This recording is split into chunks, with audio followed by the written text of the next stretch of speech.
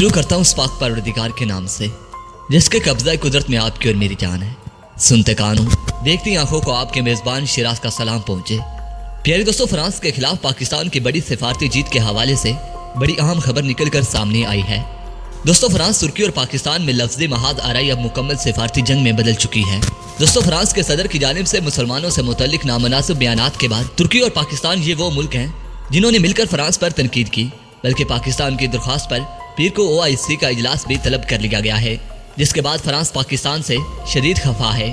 دوستو، اسی لیے پاکستان کو اپنے نشانے پر لیتے ہوئے فرانس نے یورپی پارلیمنٹ میں پاکستان کے حوالے سے انتہائی خطرناک چال چلی تھی، جس کو چین نے کیسے ناکام بنایا۔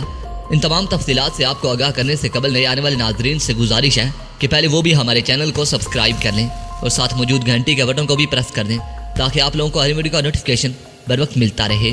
تو دوستو، آئیے چلتے ہیں اپنے اصل ٹاپک کی طرف۔ دوستو، OIC جو کہ مسلمانوں کی تنظیم ہے، اس کا اجلاس بلانے کے لیے صرف پاکستان اور ترکی نے درخواست دی تھی، جس کے بعد فرانس کے سفیر نے پاکستان میں آرمی چیف سے ملاقات میں پاکستان پر زور ڈالا تھا کہ پاکستان OIC سے اپنی درخواست کو واپس لے، مگر پاکستان کے آرمی چیف کے انکار پر فرانس نے یورپی پارلیمنٹ میں پاکستان کے اشیاء کی یورپی منڈیوں تک رسائی روکنے کے لیے بل پیش کیا، جبکہ اس کے ساتھ ہی چین نے اس موقع پر جو کردار ادا کیا وہ واقعی طور پر قابل تعریف ہے۔ دوستو، چین کے اخبار گلوبل ٹائم اور BBC نے اس خبر کو نشر کیا ہے کہ کیسے چین کے سفارتی دباؤ پر یورپی ممالک نے فرانس کی درخواست کو مسترد کرتے ہوئے پاکستان پر پابندیاں لگانے کی فرانس کی کوشش کو ناکام بنا دیا۔ دوستو، ویڈیو پسند آنے کی صورت میں ویڈیو کو لائک کیجیے، دوستوں سے شیئر کیجیے اور کمنٹ سیکشن میں پاک فوج زندہ باد، پاکستان پائندہ باد۔